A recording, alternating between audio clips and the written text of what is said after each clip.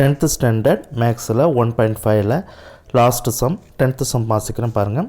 Important Jammu. In electrical circuit theory a circuit CT is called linear circuitனு சொல்லியிருக்காங்க. If it is satisfy the superposition principles given by C AT1 plus BT2 equal to AC T1 plus BC T2 where A, B are constant. ஏவும் பியும் வந்து constant சொல்லியிருக்காங்க. அது important. Show that the circuit CT 3T அப்படின்னு சொல்லியிருக்காங்க. ஓகேங்களா, ரொம்ப ஈஸியான சம்மு பார்த்துங்க.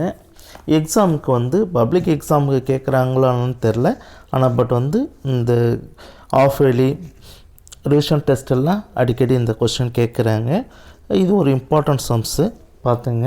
சம் போலாம். சொல்யூஷன் பாருங்கள். இங்கே இப்போ left hand side and right hand சைடுன்னு பிரிச்சுக்கிறேன். லெஃப்ட் ஹேண்ட் சைடு என்ன இருக்குது? CAT1 ப்ளஸ் BT2 அப்படின்னு சொல்லிட்டு இருக்குது. இங்கே நமக்கு கொடுத்துருக்காங்க பாருங்கள், CT ஈக்குவல் டு 3T அப்படின்னு சொல்லியிருக்காங்க. அப்போ சியோட வேல்யூ வந்து 3 அப்படின்னு சொல்லியிருக்காங்க. நம்ம அந்த 3 அப்படின்றத அப்படியே சப்ஸ்டியூட் பண்ணாவே போதும்.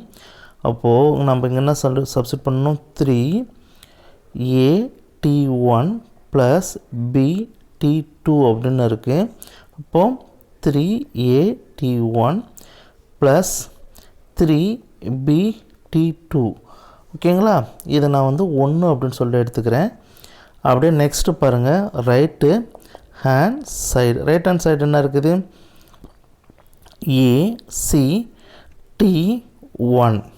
ஓகேங்களா, அடுத்தது BCT2 அப்படின்னு சொல்லிட்டு இருக்குது. இப்போ வந்து சிக்கு பதிலாக நான் என்ன பண்ணுறேன்? சிக்கு பதிலாக 3ன்னு சொல்லிட்டு சப்ஸ்டியூட் பண்ணுறேன். ஓகேங்களா, அப்போது A3T1 ப்ளஸ் B3T2ன்னு எழுதிருமா? இப்போது கான்ஸ்டன்ட் அப்படின்னு சொன்னதால் ஏவும் பியும் முதல்ல எழுதியிருந்தாங்க. இப்போ ஒரிஜினல் கான்ஸ்டண்ட்டே வந்துடுச்சு. அதனால் 3AT1 ப்ளஸ் 3BT2 அப்படின்னு சொல்லி எழுதிக்கலாம். இது வந்து 2 left hand side and right hand side ஈக்குவலாக வந்துடுச்சு. நாம் வந்து ப்ரூஃப் பண்ணிட்டோம். 1 ஈக்குவல் டு 2 அப்படின்னு சொல்லிட்டு எழுதிக்கலாம். ஓகேங்களா, இப்போது ஹென்ஸு நம்ம என்ன பண்ணலாம்?